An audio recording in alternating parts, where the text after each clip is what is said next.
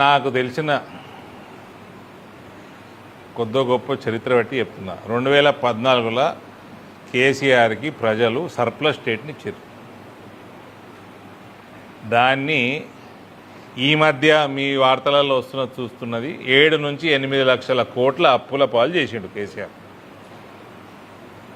అది తెలిసి ఉండంగా రేవంత్ ఇంప్లిమెంట్ చెయ్యలేని ప్రామిసులు చేసిండు, ప్రజల్ని మోసం చేసిండు, కాంగ్రెస్ గెలిచింది. కాంగ్రెస్ గెలిచింది కూడా ఏంది నేరోగా 60 సీట్లు రావాలి, 63, 64 వచ్చినట్టు ఇన్ని వాగ్దానాలు చేసినాక ఇవాళ ఈయన ఇంప్లిమెంట్ చెయ్యలేక కేసీఆర్ అప్పులు చేసిపోయిండు అని చెప్తున్నాడు. అబద్ధాలు, మోసాలు, ప్రజల్ని మభ్యపెట్టడము ఈ 2 పార్టీలకు అలవాటు అయిపోయింది. వాడేమో కాళేశ్వరం కడితే అది కూలిపోయేటట్టు కట్టిండు వాడు. ఇప్పుడు అంటాడు నాకు 3 నెలలు సమయం ఇస్తే నేను నింపి చూపిస్తా అంటాడు. ఈయననేమో రాగానే అని బొక్కలేయకుండా 1 సంవత్సరంన్నర భయపెట్టించి ఆ కమిషన్ ఈ కమిషన్ అనుకుంటా రిపోర్ట్ ఇచ్చి అందులో అవకతవకలు ఉన్నాయి, కరప్షన్ ఉన్నది, క్వాలిటీ లేదని రిపోర్ట్ వచ్చినాక వాడిని బొక్కలేయకుండా అప్పుడు పైసలు తీసుకొని సిబిఐకి ఇచ్చాడు. ఈయననేమో నువ్వు చెప్పినట్టు నేను నీళ్ళు నింపితే అది కూలిపోతే ఎట్లా అని ఈయన పంచాయతీ. వాడు దొంగ, ఈడు గజ దొంగ.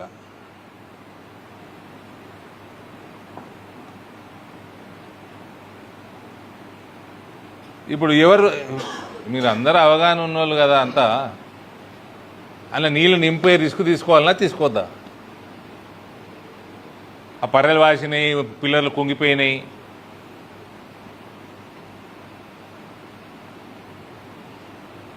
అలా కుంగిపోయినట్టు కట్టినవన్నీ బొక్కలేనా లేదా? 2 ఏళ్ళు టైం వేస్ట్ చేసి సిబిఐకి ఇచ్చినా అంటే నీకేమున్నదిరా పోయి తెలివి? భూమికి 4 అడుగులు లేవు.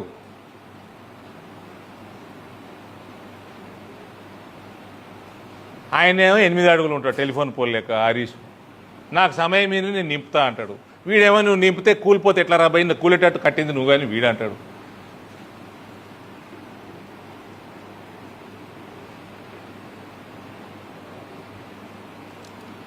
వీళ్ళిద్దరు కలిసి ఆడుతుంటే రామాయి చక్కగా బొక్కలేస్తే అయిపోవు రాగానే.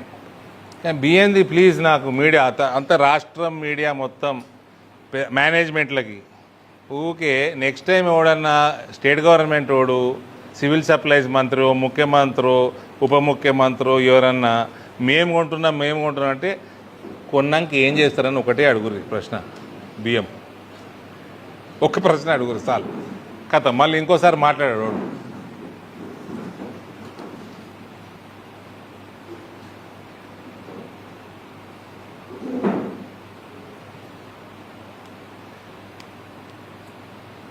యాజమాన్యాలు రిపోర్టర్లు ఫ్రీగా వదులుంది.